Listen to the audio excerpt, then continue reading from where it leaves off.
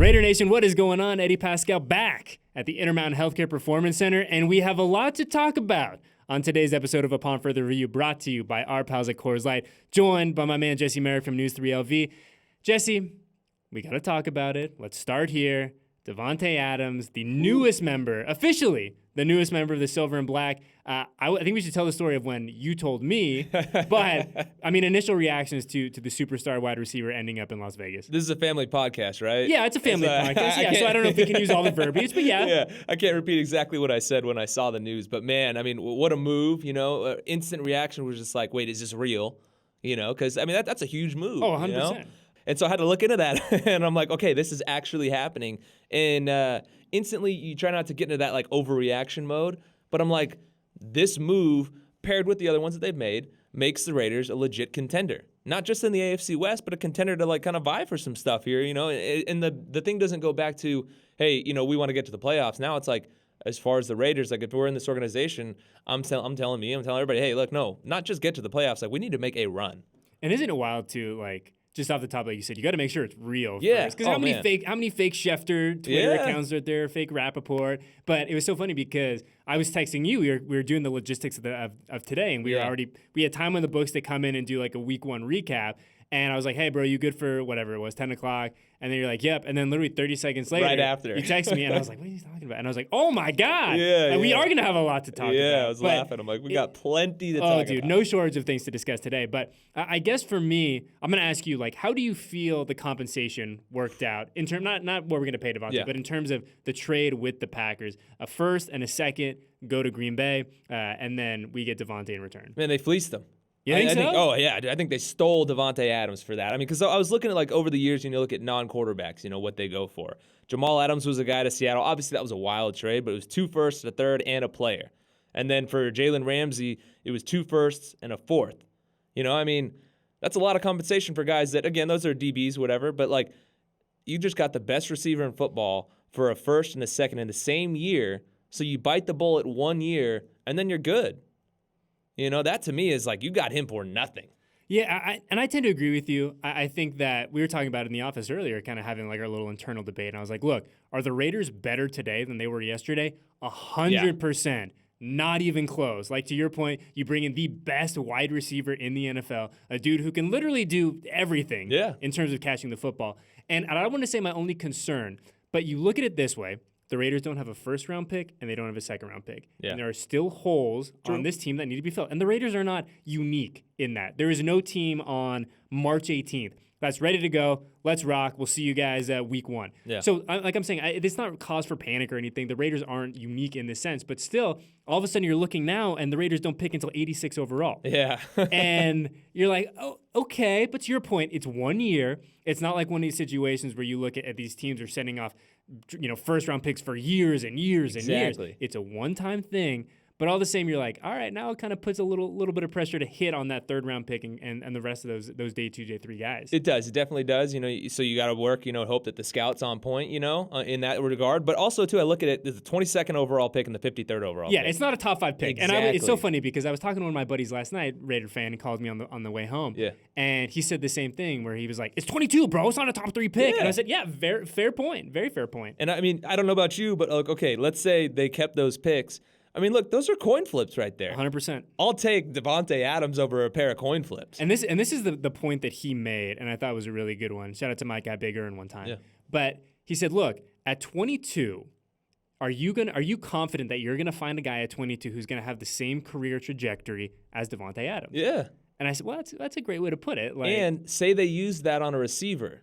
No offense to the new regime coming in, but look at the Pats over the years. They have not been the best at receiver talent, you know, developing that, drafting them, whatever the heck it was. You know, they end up bringing guys in. They had no real elite receivers. So to me, I'm like, hey, if you can come in, you bring in an elite receiver, you don't have to develop that, boom, you're set. Yeah, and to your point, too, where it's like, look, you know what you got into Devante. There's no questions there. Yeah. Very few questions. He's a dog. Exactly. There's not a lot of things that you're like, well, I wonder if he can do this, or I wonder how this is going to work out. So you know exactly what you're getting. And you look at the way that the Rams were built a year ago. Who needs the picks, right? Yeah. Who needs them? I mean, to go fully all in on this kind of experiment, be like, Who cares? Yeah. Like, who are you going to find at 22 that's better than Devante? Probably no one. And the thing that I also go back to, too, is like, we talked about it, and I'm sure we'll dive into some of the needs that are still there. Obviously, offensive tackle seems to be 100%. the one that sticks out most. But having said that, this line right now, I don't know, tell me if you agree with this or not, is better than the line that the Bengals had last year. Yeah, I mean, I think me, you, Ray, and two of our buddies are probably about as good as the Bengals line from a year ago. Exactly. Yeah. So what I'm saying is, look at the weapons now that they have on offense. Okay, again, you do have to protect DC. He got hit more than he ever has in his career last year. But having said that, it's not like this is the worst O-line in football.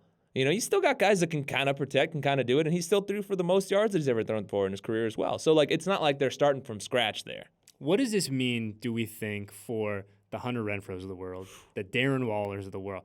Those dudes got to just be jumping up and down all right, man, let's go to work. Let's eat. If I'm Hunter Renfrow, I was the most pumped of anybody for this move. Just because you look at it, and no, it is no offense to Renfrow. We all know how much respect you and me and everyone has for him. But if you look at it, if you got Devante Adams, Darren Waller, and Hunter Renfrow, look, who's the guy that you're going to be like, all right, he's going to be in one-on-one coverage? And we've seen what Hunter Renfrow can do against that. So, man, if I'm him, I'm thinking licking my chops. This is going to be unreal for the looks that I'm going to get. This was my shower thought this morning. Yeah. Is there a team that has a better 1-2 punch in terms of just route runners than the Raiders now with Devante and Hunter Renfrow? Just route runners. Just straight route runners. Yeah. Off the top of my head, no. Not that I can think of. I mean, these dudes are both magicians, maestros at that particular aspect of the game. I mean, there's not a route in the world that Hunter can't run. Hunter's making up new routes, it seems like, once every 10 days or so. Yeah. Devante can run any route in the books. Anything. And they both look good doing it. It's not like, oh, these are guys who are kind of struggling to get from A to Z. They know exactly how they're doing it. They know exactly where they need to go. They know exactly what the timing is. And, dude, it's going to be a lot of fun to watch. The biggest thing for me is going to be in the red zone to watch those guys go to work. That's going to be wild because Devante Adams is one of the best, if not the best, red zone targets in the league. He's had so much success there. And obviously Aaron Rodgers throwing the ball. That guy knows a thing or two about playing quarterback. Yeah. But having said that, what this dude has done in the red zone, and then you pair it with what Renfrow has done as well. Oh, man, it's gonna be fun to watch more than anything. Happiest man in Las Vegas was Derek Carr yesterday. Definitely. Right? I would say Mark Davis is probably a close second. But yeah, I mean, just for Derek, and we've talked about this a lot, is he 100% has his number one guy now. Yeah. And that's not a luxury that he's had oftentimes in his career. No, yeah. He's had a bunch of really, really, really talented dudes. But Devante is a different type of guy, and he's a guy that he has history with. Exactly. And he knows what to expect from him. And who doesn't love a reunion, right? All the best bands get back together. And that's the thing is he's even prior he was talking all Devante is my guy, that's my guy, all this stuff. So you get a guy who is a top receiver. And there's still going to be some sort of getting used to each other again. Sure. But having said that, they come in, they already speak the same language. You know what I mean? I was listening to NFL Network and I heard his brother talking about that. The simple fact that they still talk and everything, obviously because they're boys. But leading up to this, so they still had those conversations. They were still in each other's heads. It's not some new guy coming in that's never worked with him before and he has to figure out how he runs his routes and all this stuff. He's been there from the start. And now the icing is what this guy has done to take his game to the next level. And Derek's probably going to start working with him and be like, wow, this is the guy this is the same guy that I had in college. He's on another level. And it's so funny too, because we've seen all the stats over the past 24 hours about the numbers they put up at Fresno State and how obscene they are through 13 games right in a college season. Derek, I think, had the last year with Devante, I think it was 50 touchdowns, 8 interceptions, something absurd like that. And I get that, and they're fun stats to look at, but it's also 11 years ago. Yeah. But on the positive side of that, it was 11 years ago, and these dudes are a lot better now than they were when they were running around Fresno in the Mountain West. They got that many years worth of experience in the NFL at the highest level, learning these things. And again, for Devante, learning from a guy like Aaron Rodgers, those are some things that he'll probably be able to pass on to Derek Carr that's going to help take his game to the next level. And just them, this is as good as it could have possibly worked out for the Raiders in terms of you bring in another weapon. There's no other guy that comes in that hits the ground running as good as he does. Does Fresno State come to Allegiant next year? Do they play UNLV? I believe so, yeah. I think UNLV went to Fresno last year, yeah. I mean, there's got to be some sort of moment of tribute or something, right? Like, has to be. And you know that Derek and Devante are going to be out there like repping Fresno State, because I know anytime that Derek comes into the to the media room, he always gives Paul Gutierrez crap. Oh, for wearing his UNLV yeah, stuff. for wearing Yeah, his UNLV gear, and Adam Hills, who I've seen it. So now he's got his buddy. He's got another Fresno guy in there to like back him up. Like we're gonna have this great little battle between all the Fresno State guys and all the Bama guys. Yeah, like, man. And it's so funny too. Where it's like I feel like every fourth guy on this team went to Bama for some stretch of time. It's nuts. It's crazy. Yeah, then you add in Averett. I mean, that's another one. That, boom, you got another Bama guy. You got another one. Speaking of the friendship between Devante and Derek, what number do we think Devante is gonna come back to? Yeah, that one's a real interesting one. We were talking about it earlier. He was 15 in college. 15 in college. I think he stays with 17. Would be my guess. Again, this is going not knowing, what numbers are assigned or who's got what. Sure. I don't think anybody had 17. That comes to mind at least. I don't think so. Let me pull up old Raiders.com. Also, too, like I don't know who. We would know if it was somebody. I don't want to say important because I don't want to be disrespectful like that. But I mean, if it was somebody who was a big name. If Darren Waller wore 15, exactly. We would know. So I'm like, look, it's Devante Adams. I think he's going to get whatever number he wants. If he wants 17, it's his.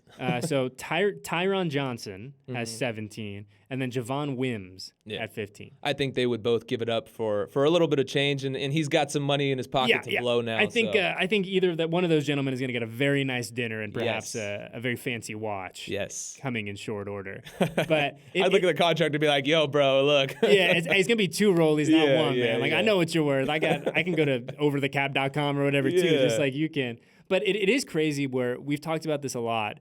Certainly over the past 18, 24 hours, about where this move kind of ranks in terms of big time signings, additions, whatever it is for this team.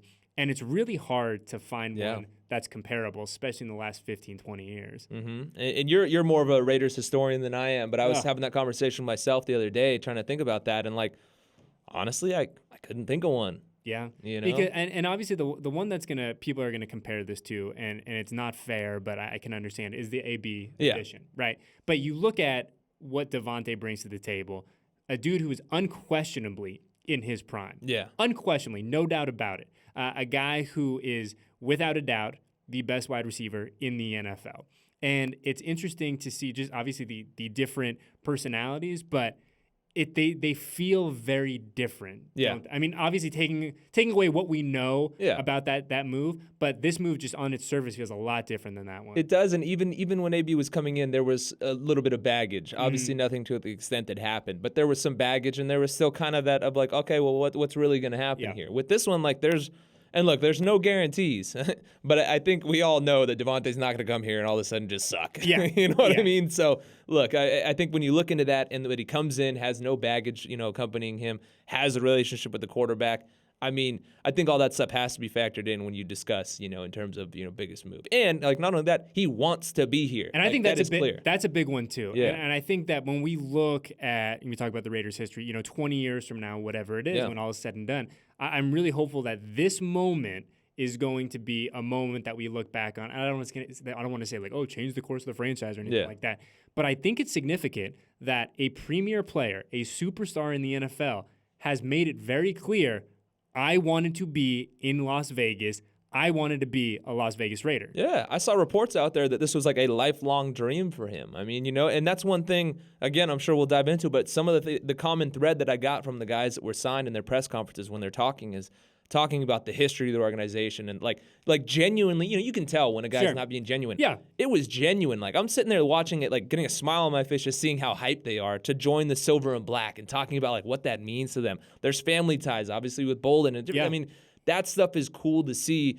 And again, having these premier players, like that's going to help you this year, having to work with the, different, less money to try and bring guys in but hey, look, we got dogs now and they're part of the silver and black, all that stuff. But having that, like you said, the history behind it, the tradition, like that means something to these guys, and that's huge. And I think to your point too, where we talk about, hey, if you're, I don't know, I want to say like a second tier, but if you're in kind of that next wave of free agents, because look, the Raiders are certainly not done. There's a lot of business across the league that still has to be figured out over the next 2-3 weeks, whatever it is. But if you're in that second wave of free agency and you're kind of weighing, oh, do I want to go to Team X or do I want to go to Las Vegas? Now all of a sudden you're talking to your agent like, Devante's there. Yeah. Chandler Jones is there. Max Crosby ain't going anywhere. Exactly. They have a franchise Like, and I think it's that ripple effect that hopefully we're going to see from this Devante Adams move where, yes, he's the big shiny diamond and he's the big star, but there's also things that are going to happen because of him that I don't think we can discount. There are, and I also have 4 words for you. Hit me. No state income tax. Bang! Yeah, and that's huge. I mean, I'll never forget. I remember before you guys came out here, I remember talking to Clee and Jonathan Abram, and they were joking around, dancing. They were like, "No state income tax," like they're, and that's a thing, especially when you consider the money that's involved in these. I mean, things. if it's a thing for you and I, yeah, it's 100% a thing. Exactly. For the Devante Adams and Clee Farrell and Josh Jacobs of the world. No doubt about it. That's going to help the Raiders. Not only the fact of these guys that are big, recognizable names that came here. And again, when you're working with stuff, and also too, like in the long term, maybe they're not going to get long-term deals, but that's where you get guys on a decent deal for short term. Guys on good teams get paid when they leave. Mm-hmm. So that to me, hey, you come here, no state income tax, you get a little bit more bang for your buck when you come here, and then you can get yourself paid after you come out and ball out and the team does well. Yeah, and I think that's, we're hoping that it starts this cycle that feeds itself, right? Yeah. To your point where it's like, hey, you got your dogs here, now you're going to bring in the second group of guys, now you're going to go out and get paid, and then we're going to do it again in a year. Yeah. The next group of dudes is going to come in, they're going to get paid, then they're going to go. Like, it's a self-sustained, really good way of doing things if you can do it the right way. Yeah, definitely. And I think also, too, that has to, one, the history and like what the Davis family has built here. You give them props for that, but also the new coaching staff and 100%. Who he's brought in, because that was one thing a lot of the guys talk about. I mean, you see the genuine joy for these guys for being coached by Josh and Patrick Graham and the different members on this staff and how much it means to them to have that connection to these guys. So that has also validated this even more on top of the history of the Raiders. And look, let's be completely honest, it hasn't always been a destination. Now it is, and I don't think it's only because they're in Vegas and all these new things. I think there's the history fact that plays into it, but also what this coaching staff brings to the table. 1,000%. Ray, can we get a round of applause for Dave Ziegler, please, when we're on the ones and twos? Thank you very much, because Dave has been fully in the Matrix. Heck yeah. Dude, and it's so funny, too, where you look at, call it that first 24 hours of free agency, right, of the legal tampering period. And I'm sure you see the same tweets that I do. Oh, yeah. The fans are beside themselves. What are we doing? What are we doing? The AFC West is getting better. What are we doing? And Dave's just sitting there up in the lair, upstairs, moving the pieces around, full, with the full, the Neo shades and the trench coat, saying, don't worry, I am the one. We will get there. And he's got it. But, I mean, a huge credit to him for getting creative in figuring out how to get these guys here, how to make the money work, because it is a huge portion of the NFL is figuring out how are you going to play within the confines of the salary cap. It's a very, very big deal. So credit to him for figuring that aspect of it out, figuring out these are the guys that we want to be here. And then you look on Twitter, and I'm sure we'll hear from Dave and Josh at some point in the next couple of weeks, but this sounds like this is a deal that did not come together overnight. No. So a big shout out to them and the Packers for making sure that none of this news got out there too. Yeah, that's definitely. And that's something that had this come out and real reports of it started coming out, then the fans, everyone gets antsy. The fans were already antsy saying, we want Devante. And look, I'll be honest, I thought there was no chance it was going to happen. I will agree 100%. Yeah. I mean, I also saw the reports that he bought a house out here, and I'm like, look, it's Vegas. People are buying property out here. And there's a very real, for dudes like that, there's a very real financial benefit to having a home in the state of Nevada. Exactly. And so, that's what I looked at. I was like, yeah, man, he's just taking care of his paper, man. He's a businessman. That's I the way get I it. viewed it I too. get it, yeah. But, all of a sudden, Dave and Josh emerge, and you're like, oh, my God. Yeah. It's so funny where you look at the difference from day one to day two, and the narrative completely changes. It does. And it's been so it was one of those deals where it was again, like you said, slow too, and we heard all the chatter, but then it was so swift and very clear that this is our plan. This is what we're doing. That was the thing that I think if I'm a Raiders fan, I got to be fired up, because for the first time, and I think for a while, you look at this and it's not whoa, what were they thinking with that or this or whatever. It's every move really fits in, and you're like, oh, I can see the bigger picture of why these guys were brought in and what their role is going to be and how it fits into everything. I was talking to someone before, so I guess over the weekend before the tampering period started or whatever, and also we got to change that name. It is the most ridiculous thing in all of sports, the tampering period. But I was talking to someone, I said, hey, we are going to learn a lot about Dave and Josh McDaniels over the next 6-7 days. And we have learned a ton. Yeah. We have learned a ton about how they want to operate, what they value, what's important to them. And I think most importantly, we figured out that they are going to be very measured. They're going to be very concise. They're going to be very specific in the way that they attack things. And the one thing that we've talked to Dave a handful of times now, and every time I come away, I go, this is a dude with a plan. Yeah. Like, this is a dude who is like, I know it's such a cliche, but this is a dude who's playing checkers, or excuse me, playing chess when everyone else is playing checkers. Like, he's thinking 3, 4, 5 steps ahead. And I think that what we figured out over this past week, that is 100% true. It's huge. And that's the thing is, like, that's what you hear. And you know, again, we've seen it not work out in so many places when the quote-unquote Patriot way comes to town and all that stuff. And now I think you're seeing that Patriot way, how it was paved and what they're doing now here. And they definitely are bringing it here. And I don't want to make too much about that because, like, this is the Raiders. We know the history between those two organizations. But having said that, like, that's where you notice this and see, like, okay, look, these guys learned from some of the best in the business at building a team, building a roster, maneuvering these things. And again, like you said, playing chess when everyone else is playing checkers.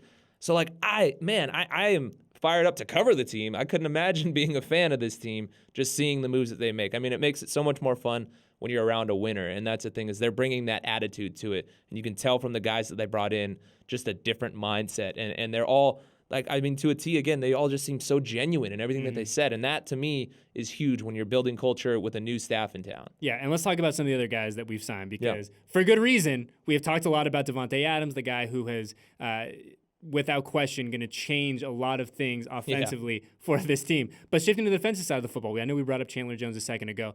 When I talked to Chandler yesterday, and he talked about this in his press conference too, he talked about the importance of consistency. Yeah. He talked about the importance of like being the same dude for 20 weeks, not, you're not changing, you're a lead by example kind of guy. And you look at the numbers that this dude has put up since he got in the league, they are unreal. Yeah. Like, and to be fair, like I watched Chandler Jones from a distance, we live in kind of our silver and black bubble here. But when you start doing your homework on Chandler Jones, you're like all this dude does is sack the quarterback and put up numbers year after year after year. It's wild.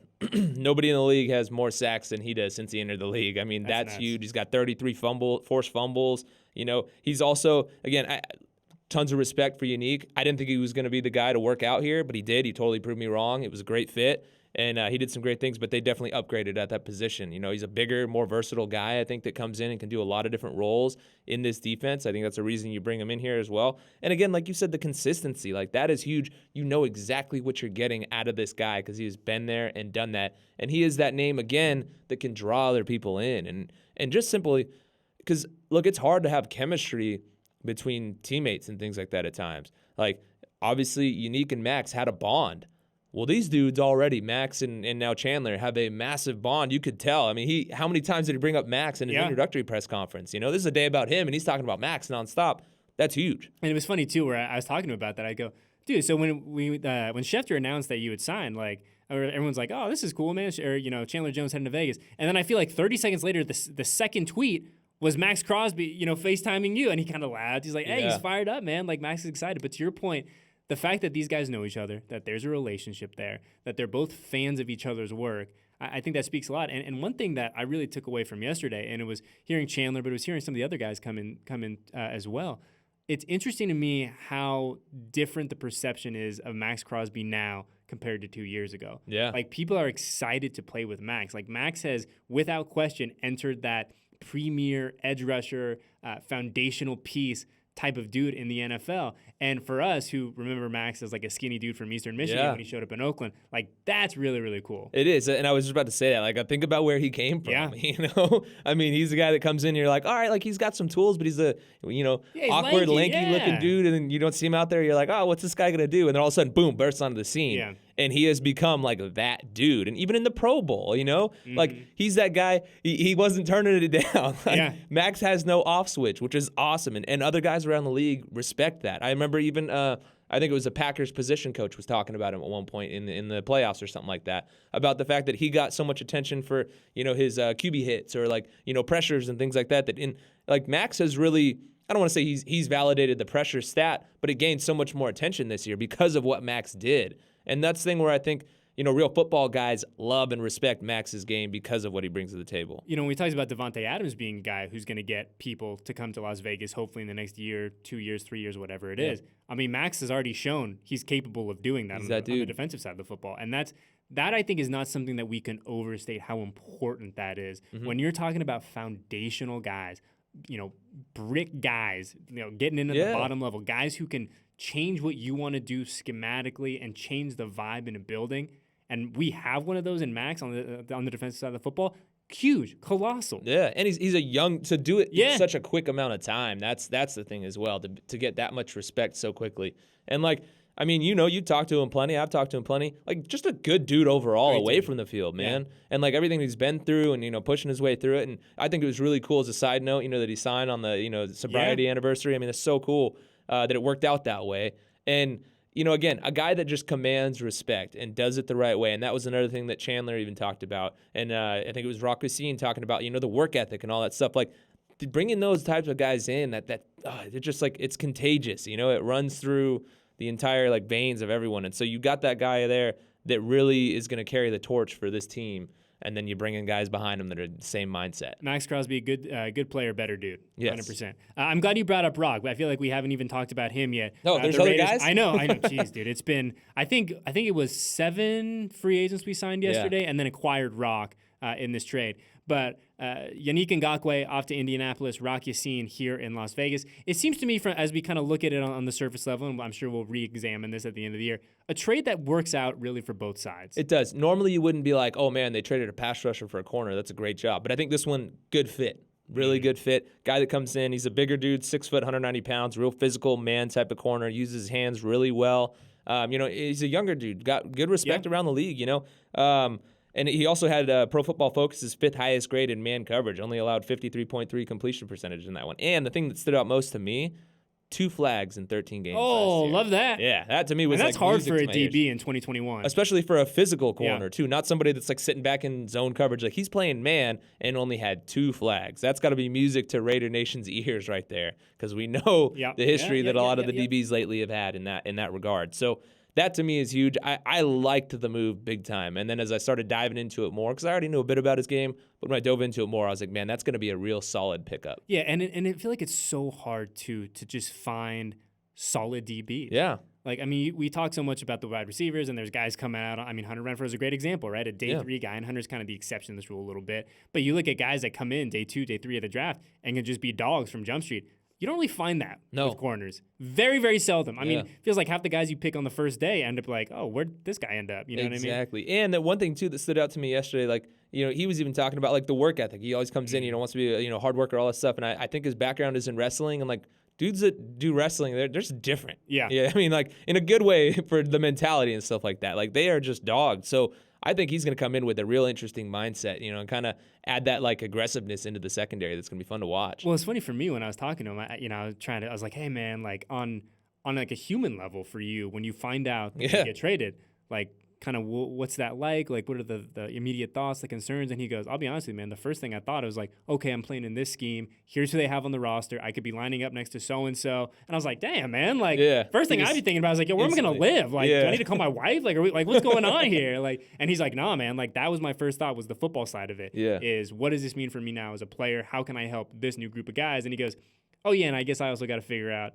probably got to call a moving company. Like, I also gotta find a house in Vegas. Like, it was funny, and I think that's a perfect kind of microcosm of who this guy is gonna be. He's gonna be a ball first guy. How do I handle my business on the football field, and everything else kind of, I don't want to say falls by the wayside, but everything else is secondary. Yeah, and one thing he said when he was talking to all of the media guys and everything, he was saying, he's like, because a lot of times when you get traded, it's a shock. And he said, honestly, first thing for me wasn't shock, it was excitement. Because again, like you said, he realized on the football side what he was going to be a part of. Yeah, and I think, I feel like we keep coming back to this. The fact that people want to come here now. It's huge. Monstrous. Yeah. And I don't know if there's a ton of teams around the league that can, look you dead in the eye, speak from the heart, and say that's the case. Mm-hmm. The Las Vegas Raiders, led by Dave Ziegler and Josh McDaniels, can 100% say that. And, I mean, think of it also, too, like how quickly in the time that they've been here in Vegas that has become a thing. Because, look, I mean, okay, yeah, it's Vegas. Like, we both live here. It's a great place to live. Yeah. But having said that, there's still that bit of uncertainty where it's like, how's the rest of the league going to perceive, a new NFL market, regardless of where it is? And so quickly it's become this spot where it's like, dang, we don't even necessarily have to recruit people. They just want to come here because of what it stands for and what it's been like thus far. And you look at all the sporting events coming here as well. Yeah. Super Bowl's going to be here in 2 years. We just had all the college tournaments. The Pro Bowl was here. The draft in what is 6 weeks, whatever it is. The sports and entertainment capital of the world, man. And I think that is so intriguing for these guys that are going to spend a better part of their year in this place. Like, regardless of what you want to do during the season, at the end of the season, a lot of these guys stick around. Like, why wouldn't you want to stay here and go to the best concerts, go to the best restaurants, have a chance to kind of have that lifestyle part of it, while also not paying state income tax? That doesn't hurt either. And the weather is beautiful this time of year as well. You know, when they start camp, that's when things get a little spicy. Ooh, very spicy. Yeah, but I mean, man, in terms of this time of year, I mean, March in Vegas doesn't get any better. It's amazing. Does not get any better. Yeah. We've talked a lot about the additions, and we'll go down the whole list before we get out of here. But we look at team needs now. Yeah. We look at this is not, and I said it at the top, this is not a team that is 100% complete, nor should they be on March 18th. Yeah. This is a team that still has holes. This is a team that still needs to get better in a lot of different areas. For me, I look at that offensive line and say, okay, great. We have all these dynamic, incredibly explosive playmakers on the outside. We need to give Derek Carr time to cook. Yeah, 100%. To me, I think I mentioned earlier, tackle, number one. Like, that to me has to be top of mind. And I think they're going to go, the route of free agency and maybe get somebody that's going to be willing to take a little bit less, to be on a good team. And especially, too, when you look at the additions in terms of pass rushers in the AFC West thus far. I mean, look, there's some guys that have been added that Raider Nation is very familiar with. Oh, yeah. 52 coming back to California. Exactly. I'm sure a handful of Raider Nation puked when they saw him with that powder blue up there. But, having said that, like, you got to solidify that part of your O-line. No question about it. And then I also look at, on the other side of the ball, at safety. Those, to me, tackle, safety look like the two biggest needs moving forward, and some depth at linebacker. Yeah, I would add linebacker depth in there, too, just because you look at Nick Morrow, now a member of the Bears, Corey Littleton no longer here, Nick Wachowski no longer here, and certainly you're going to address a lot of this in the draft. Yeah. But to have a presence of guys who have been there, who have done that, who know what to expect going through the rigors of a 17-game regular season, I don't think that hurts at all. No, and I think, too, not to throw out a bunch of names and stuff, but, I mean, there's some guys out on the market that have ties to this coaching staff or ties to the Patriots and the way that they've done things in the past that I think could be very enticing moves for the Raiders, and also that would come here on good deals. And it's funny, too, because as we recap the first week of free agency, a week that has been bizarre, insane, has delivered some fantastic moments. Free agency is not over. Free agency is not done. We're like, 3 days? I know. It's pretty incredible. It's been a whirlwind already. But you think back to last year, and Casey Hayward signed, I think, 7 or 8 weeks into the process, and look how that deal kind of ended up. So you can still find quality guys. Just because they're not signing at the end of the first 3 days of free agency does not mean that they are guys to be discounted. And the team building, as we have learned year after year after year, the team building never stops. No, it never does, and there are plenty of dudes who are dogs out there that are just sitting on the couch just chilling right now. There's going to be plenty of guys in June that are hanging out at home. Mm-hmm. They're going to come in and be big parts of your team. So that's the thing, like you said. They may be needs for a while, tackle, safety, depth at linebacker, whatever. Those needs may continue for a while, and that's okay. They're not lacing up anytime soon, Unless those are still needs by the time, you get to the end of camp, then I wouldn't worry about it. These guys clearly have a plan in place, and there's going to be plenty of guys out there. If you go through the list, just Google it right now. Look at the available free agents. You start looking through there. There are guys that are recognizable names, and guys that are going to be solid players on many teams. And I would add this as like a very much lower need, but in a bit of uniqueness, the Raiders currently have one quarterback under contract. Yeah. And that's not going to be the case, by the time we get to lacing them up. But still, just something to keep an eye on, right? Because we've been so spoiled the past couple of years having friend of the program, Marcus Mariota, under contract and in that room, and Nathan Peterman as well. So you feel really good about your 1, 2, and 3 at that position. Now, obviously, 2 of those guys off to figure out what is next for them. And so the Raiders are going to have to figure out that situation at backup quarterback. And I would not say it is the most pressing of issues. No. Let's figure out the tackle situation. Let's get some depth at linebacker, safeties to your point. But something that will have to be addressed coming up. Exactly. And look, like Derek has proven to be very durable. Durable as heck. But having said that, it's not an important position until it is. Mm-hmm. So you got to make sure you shore up your backup quarterback spot. And I'll be really interested to see kind of who comes in that spot, And maybe somebody that comes in that has some experience with, this coaching staff that can help Derek learn it. One thing that Brandon Bolden said, not that I have any worries about Derek Carr learning this offense. The guy's a pro. He's been in the league for quite a while now. But he did say it's tough to learn. It's not an easy offense to learn. But once you get it, it's like riding a bike. So it's a matter of getting to that point and getting up to speed quickly. So if you can get somebody in that quarterback room that knows it, that's going to just accelerate things, along with having Devante in the room, too. Yeah, and I think one thing that there's 2 things I don't think we ever give Derek enough credit for. It's 1, for never missing games. Yeah. Dude rarely ever misses a game. And just how smart he is. Yeah. Like, he is a guy who, and I'm sure he doesn't wish it was this way, has probably learned, 5, 6, 7 different offenses in the time that he's been in the NFL. So adding one more to kind of his plate, one more of his base of knowledge, I do not think is going to be an issue. But to your point, it never helps to have a teacher getting you from A to Z a little bit. Exactly. And having said that, the offense from the previous regime wasn't exactly an easy offense to get in there and learn. And also, I mean, we've all seen the YouTube clips of plays being called in that previous offense. They are long. So I'm sure that these are going to be a little bit shorter, in terms of the verbiage and stuff like that. So all that helps, just adds into it. And again, like you said, he's got experience doing this. Not that he wants to keep doing it, but I think he'll be okay with learning one more, especially when he looks around outside of what he's got to work with. He'll be fine. We've talked about a handful of free agents. Let's kind of talk about I don't want to say best of the rest, but the guys we haven't talked about. Anthony Averett, Darius Phillips, Brandon Bolden, Jakob Johnson, Mac Hollins, Bilal Nichols, and Alex Bars. And Amir Abdullah earlier today. Oh, yeah, I forgot about that. Yeah. When we look at this group, who stands out in terms of guy that you think has a chance to contribute to this team? To me, I think Bilal Nichols is going to be a real interesting one. I don't know a ton about him, but in reading up on him and stuff, he's real interesting. 6'4", 313. He's got long arms, a high motor guy. That's going to be kind of interesting to see how he goes. He had 8 sacks, 22 quarterback hits over the last 2 years, and he's also a versatile guy. He's played both D tackle. He's played nose and defensive end in a 3-4 scheme. He can kind of move around. So again, he's got that position versatility. Could be one of those guys that ends up being a bit of a steal for this team that maybe goes under the radar because of the moves that the Raiders have made now.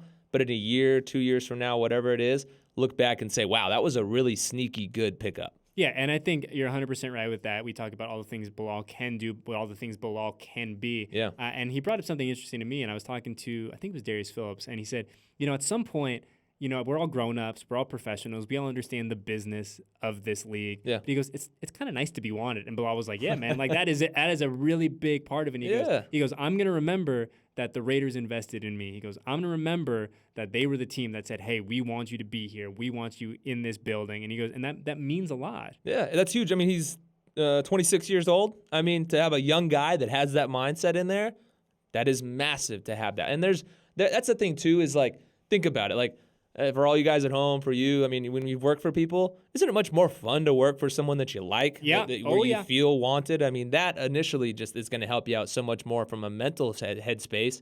And so then you go out there and handle your business. I mean, it's small, but man, it plays such big dividends in the long term. Yeah, I'm going to go with 2 guys that I'm excited to see. One, Jakob Johnson, this fullback, who I will say, after meeting him here yesterday and having him sit in that very seat, that's a big dude. Yeah. That is a big I remember seeing man. pictures of him wow, okay. Yeah, he is very much, what do they have listed him at 6'3", 250? He is He's from Germany, right? Yes. Yeah. Great backstory, really engaging personality. Obviously has a ton of history with McDaniels and their crew, so I'm excited to see how he kind of fits in and what kind of piece to the puzzle that he is. But Brandon Bolden is another guy that I think I'm really excited to see.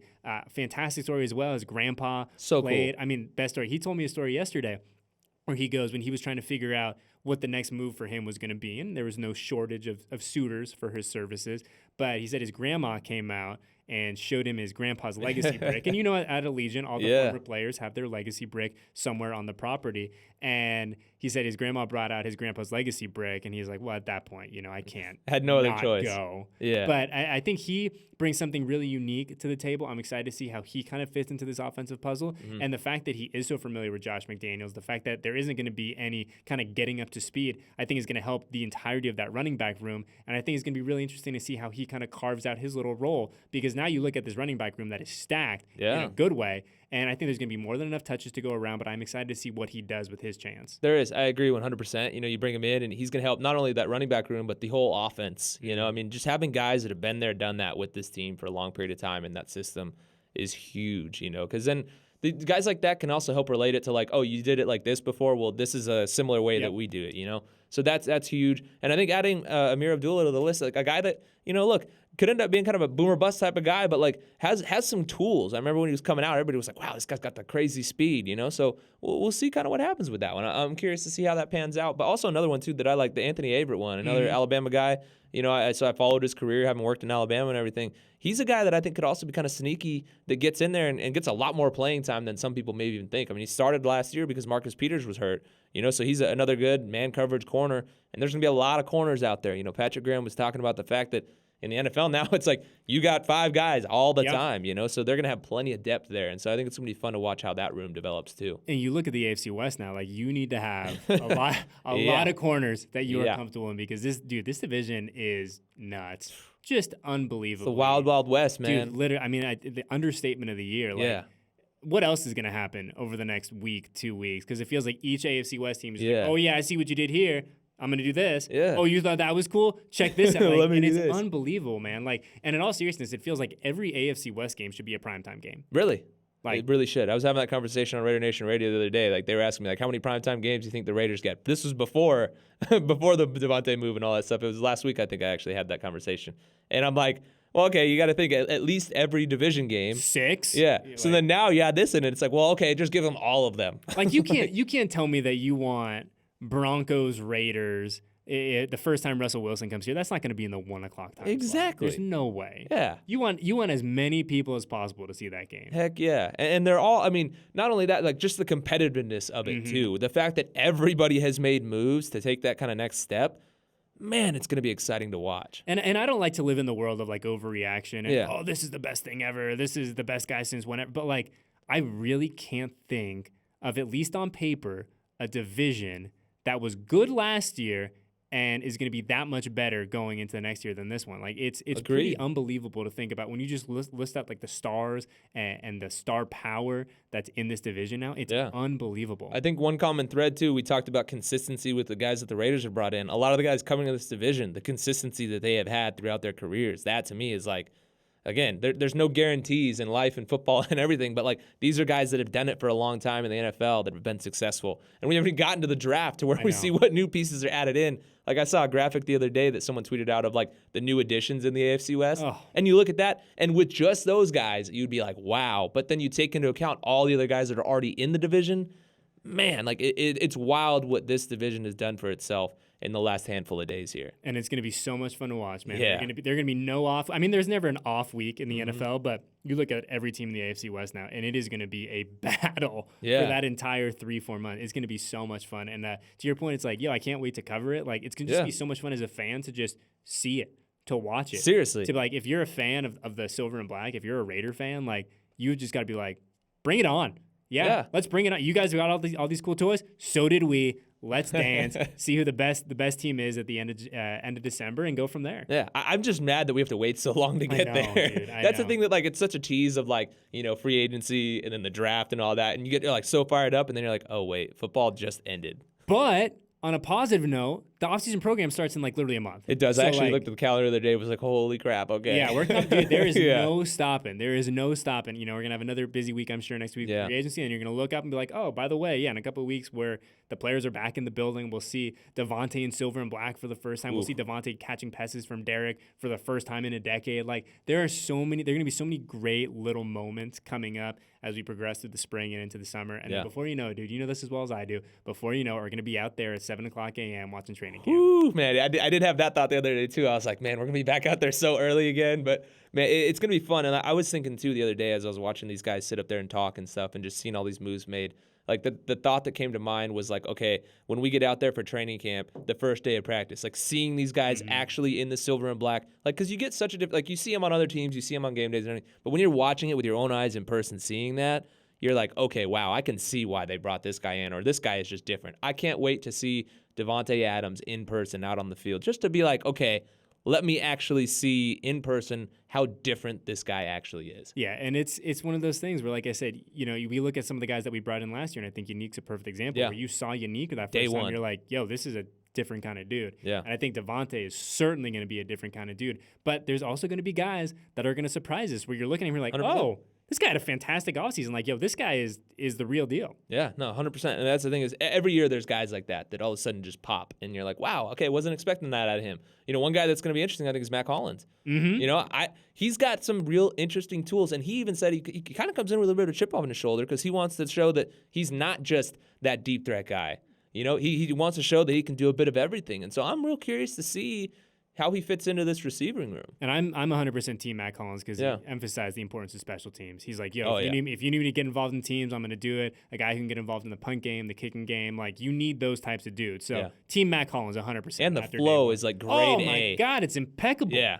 Impeccable. I mean, AJ Cole, watch out, bro. Oh boy, this is the real training camp battle to watch. Whose hair is better by the time we get to mid-August, AJ Cole or Mac Hollins? Seriously, man. I mean, when I had seen him before and everything, but then like when he was doing the thing, I was like, whoa! I was like, dude's got some lettuce. Well, the one that threw me off a little bit, speaking of hair, was Jakob Johnson, who cut his hair. Oh, did he? I didn't see him. Yeah. So he cut his hair. He looks fantastic. Yeah. But when you know the headshots that you see online, are all when it's him with the long dreads, and then he came in and he's very much changed the look. Huh. And so you're like, oh, okay, like we're doing something different in the desert. Yeah. I get it. Yeah, I don't blame the guy. No, one bit. man. I couldn't imagine having long hair. No, certainly not. But I mean, to that point, there's going to be so many fun things to talk about. Yeah. We are going to have no shortage of things to discuss over the next couple months. And then, like I said, before you know it, we're going to wake up and it'll be like, oh, it's 5 o'clock. Better get to the facility for practice. We are going to be rolling soon. I know. Can't wait. I cannot wait, dude. But we've taken up way too much of your time. It has been so much fun to have you back in the building. We're going to do it a lot more often. I promise you that. So we are out of here.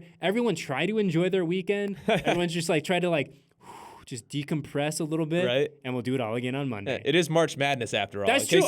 That's right. And dude, you know what's so funny too is like on our way out, I didn't even have a chance to watch like any of the games yesterday. I know Kentucky lost just because I have some friends that are Kentucky fans, so I was rubbing it in. Other than that, I could not tell you anything. I didn't even get a chance to fill out a bracket because of all this stuff. The only game I watched last night was I watched USF Murray State. Shout out the Dons, our poor PR guy Will Kiss. Very sorry, tough, bro. Very tough. I had the same thought too. I was like, way to go, dude. They blew it. Yeah, tough. I'm sure, but you know what? I think Will's gonna be okay. Yeah, I think that yesterday's news probably lifted him up a little bit, as much as he loved the Dons. But yeah, man, it'll be so much fun. Hopefully we'll watch a little basketball, chill out, and like I said, do this all again on Monday. Woo. Another busy week upcoming here in the building, and I cannot wait. So for Eddie Paskal, Jesse Merrick, my man Ray on the ones and twos, Alexander back in the control room, and everyone else at Silver and Black Productions, we thank you for hanging out with us. And like I said, we'll do it all again next week for our next edition of Upon Further Review.